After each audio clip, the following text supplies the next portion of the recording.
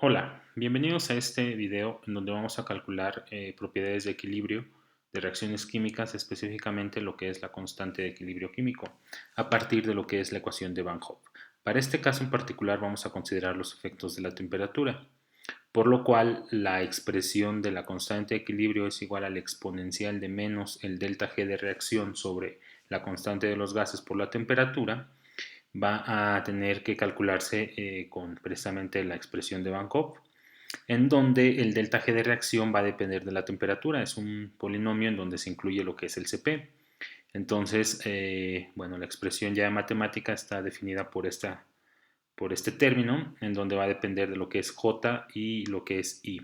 El parámetro J y el parámetro I son valores que dependen de la entalpía de reacción y de la energía libre de Gibbs de reacción, pero esto a temperatura de referencia. Entonces, pues la temperatura de referencia va a ser la temperatura a la cual estén reportados lo que son las entalpías de formación y lo que son las energías libres de Gibbs de formación, además de lo que es el polinomio del Cp, donde vamos a tener los parámetros A, B, C y D. Bueno, para esto el caso de estudio es calcular la constante de equilibrio de la hidratación en fase gaseosa del etileno. Nos pide que lo calculemos a 145 y a 320. La reacción es etileno más agua va a dar etanol. Entonces, lo que vamos a hacer primero que nada pues es calcular lo que es el delta G de reacción, el delta H de reacción y lo que son los parámetros delta A, delta B y delta C. Para eso lo primero que tenemos que hacer es muy sencillo, solamente multiplicar lo que es la entalpía de formación por el coeficiente estequiométrico. El coeficiente estequiométrico es un valor constante, entonces yo aquí lo que voy a hacer es anexarle el símbolo de pesos para considerarlo como constante, más lo que es el coeficiente, la entalpía de formación del agua multiplicado por lo que es su coeficiente estequiométrico del agua en lo que es la reacción. Más ahora la entalpía de formación del etanol multiplicado por el coeficiente estequiométrico. Aquí yo me estoy adelantando debido a que voy a dejar el coeficiente estequiométrico constante de todos las especies químicas participantes. Una vez que tengo eso, solamente arrastro aquí y entonces ya tengo lo que es la entalpía de reacción, también lo que es la energía libre de Gibbs de reacción y lo que es el delta A, el delta B y así el delta C y el delta D. Bueno, ya que tengo esos valores, pues voy a calcular lo que es el parámetro J y el parámetro I. Para eso, pues previamente necesito ya tener declarado lo que es la temperatura de referencia, que son 25 grados centígrados. En el video, en la descripción del video, dejo la referencia de dónde saqué estos datos, de qué literatura, para que ustedes puedan checarlo. Entonces, la temperatura es 25 grados centígrados y la constante de los gases es 8.31447 y las unidades son Joule sobre mol Kelvin. Para poder ocupar el delta H de reacción y el delta G de reacción, esto está en Joule sobre mol, entonces lo convertí perdón, está en kilojoule sobre mol y lo convertí a Joule. Entonces lo único que hice fue multiplicar aquí por 1000. Y bueno, ahora sí. No voy a escribir la ecuación, aquí ya está, solamente la voy a ir escribiendo, es la entalpía de reacción menos el delta A de la reacción multiplicado por la temperatura de referencia y así se va, menos el delta B sobre 2 por la temperatura de referencia elevado al cuadrado. Y bueno, es toda la terminología, solamente hay que tener cuidado a la hora de insertar las ecuaciones verificando lo que son los paréntesis. Bueno, ahora para el parámetro I, aquí voy a explicar, aquí tengo I por R, entonces si ustedes notan, aquí tengo R, R, R, R, R y R. Tengo R en todos los términos. Entonces aquí lo puedo factorizar y me quedaría 1 sobre R multiplicado por toda esta expresión.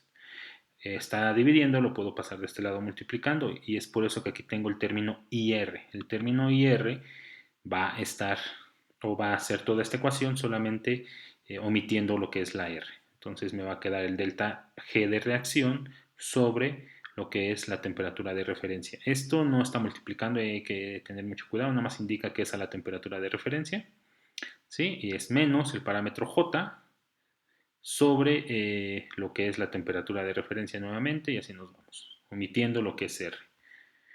Y nos queda pues este valor que tenemos aquí. Lo podemos dejar en número, ¿vale?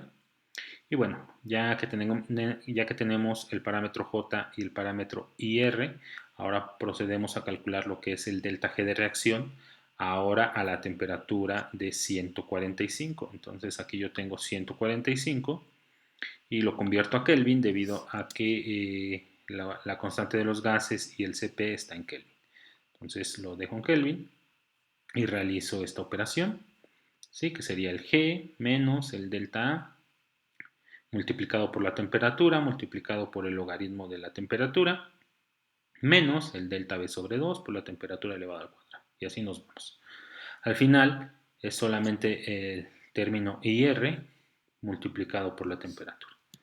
Entonces, ya que tenemos ese valor, vamos a obtener el valor del delta G de reacción a una temperatura de 145.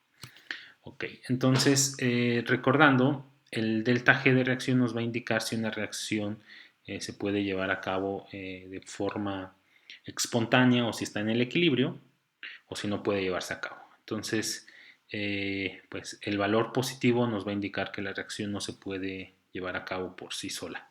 Entonces, tendríamos que modificar lo que es la temperatura de reacción. Bueno, pero aún así, con eso calculamos K, porque es lo que nos pide.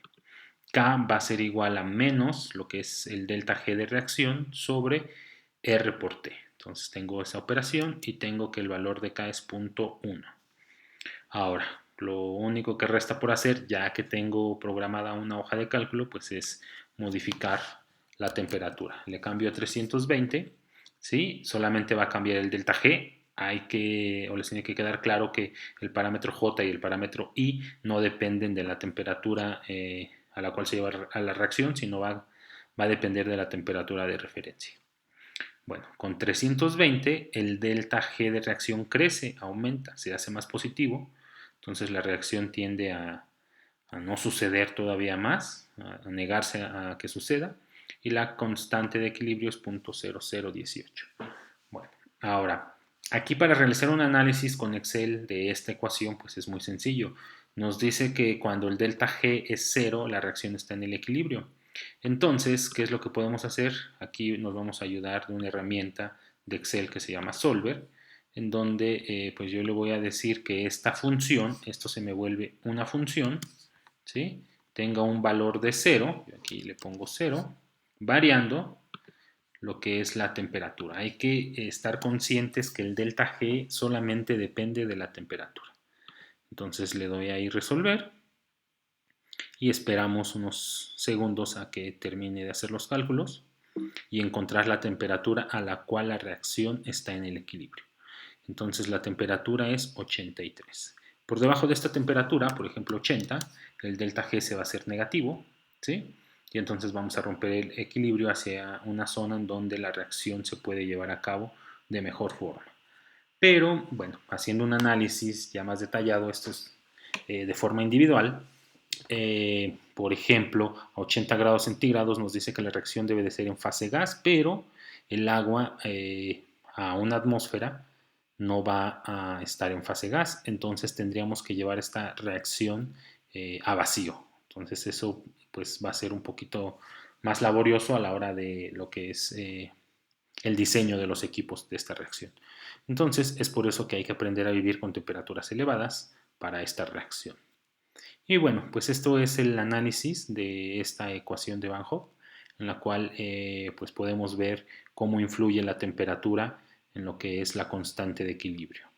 Si les gustó el video, pues regálenme un like. Si quieren seguir recibiendo información de este tipo sobre estos temas y muchos más de ingeniería química, por favor suscríbanse a mi canal y si tienen alguna duda o algún comentario, por favor los leo en la sección de abajo de este video.